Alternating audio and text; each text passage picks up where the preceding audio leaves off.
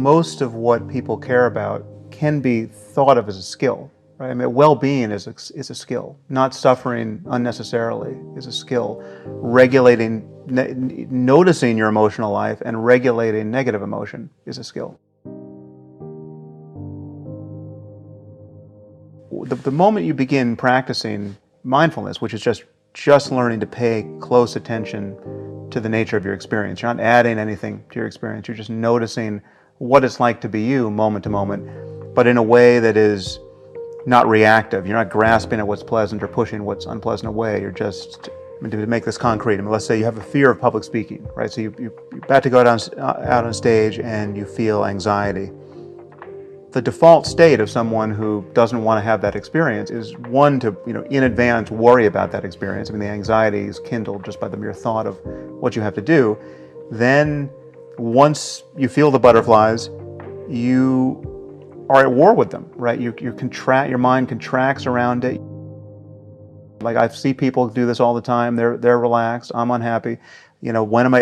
And you're talking to yourself. You're not noticing it because the thoughts just come up from behind you as fast as they can, and they seem to be you, right? You're identified with each thought that emerges in consciousness. And most people live their lives as though there's no alternative.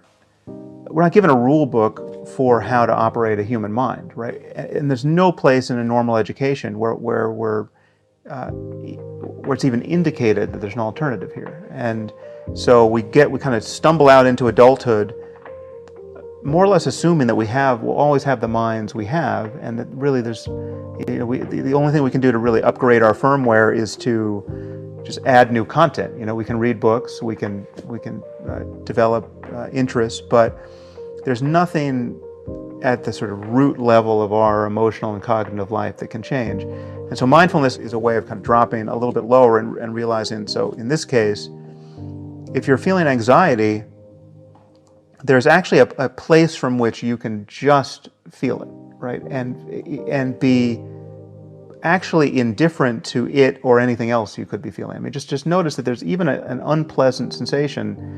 I mean, first you can notice that anxiety isn't even that unpleasant. I mean, it's so close to excitement in its actual physiology that really the difference between excitement and anxiety is more or less just the framing. It's just the story you're telling yourself. If you felt these tingles and this slightly adrenalized response right before you're about to go on a roller coaster, that's part of why you're going on the roller coaster. You like that experience, right? But the fact that you feel that way when you're about to have an interview or you're about to walk out on stage, that's intolerable, right? So just dropping back and realizing the power of the framing is again, this is a skill that is a fairly esoteric one, but now many people are learning it. The secret's out, and it has immense utility because then you can realize that the half-life of negative emotions is incredibly short. I mean, one, you can actually be psychologically free even in their presence, right? Your freedom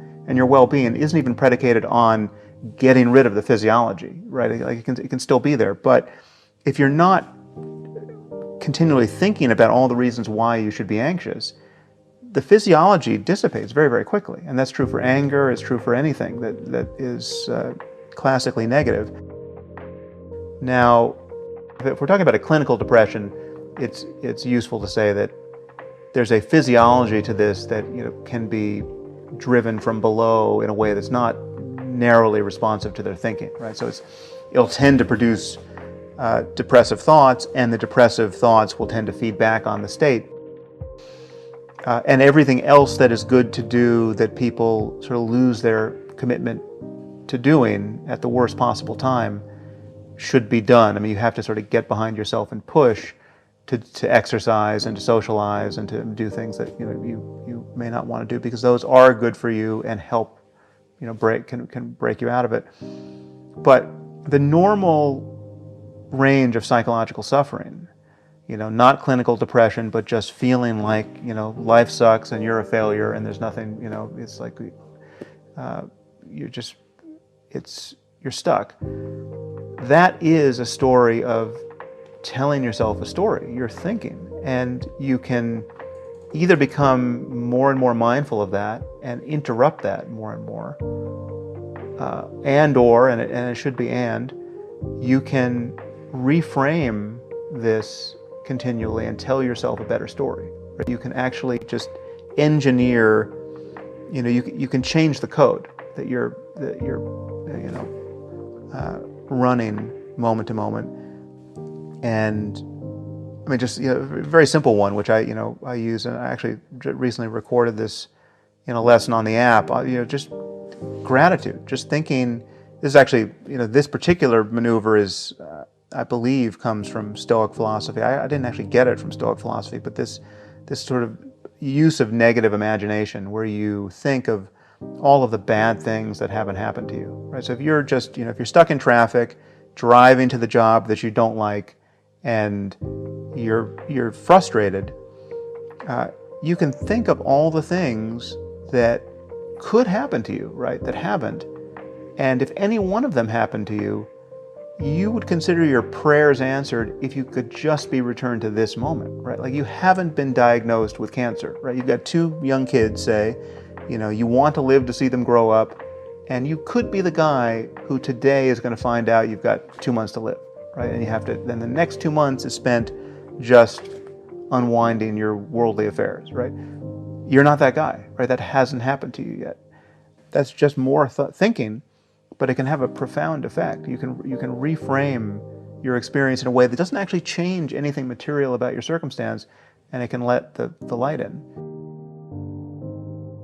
The generic situation we want to find ourselves in more and more is to effortlessly cooperate with creative and happy strangers, right? I mean, there's 7 billion of us. We need institutions and laws and norms and ways of thinking that take the friction out of pleasurable and non-paranoid interaction with strangers. I mean, it's not just about having 5 or so close friends who have your back, right? I mean, clearly we're all on the same team on some basic level, and if we can't figure out how to build a civilization where everyone thrives to some degree, we'll have the world we currently have until it becomes unsustainable. And because we're in a situation now where I think it's reasonable to worry that our default state of partisanship and tribalism and rational fear of the incompatible aims of other groups and other people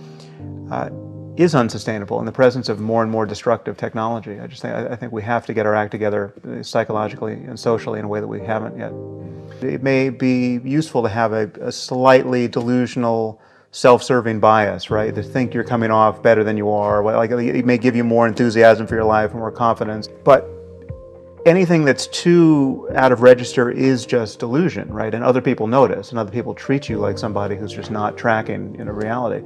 And so I think we want our beliefs to be true in some basic sense.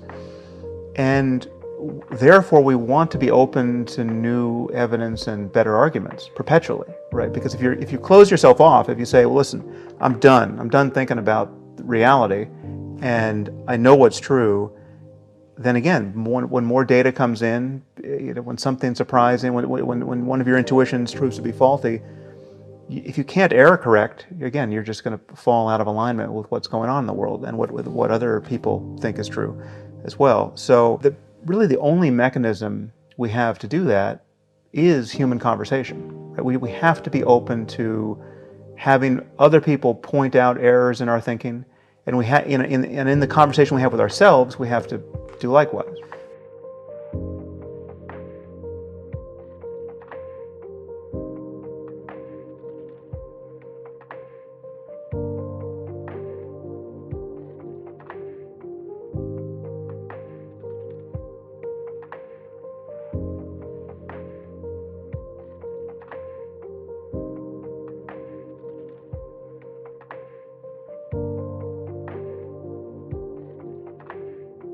Many of the things that people think they want out of life, the ways they're keeping score about how good their lives are or aren't, they're not seen as this experience as being delivered to them either based on the skills they have or the skills they've never thought to acquire.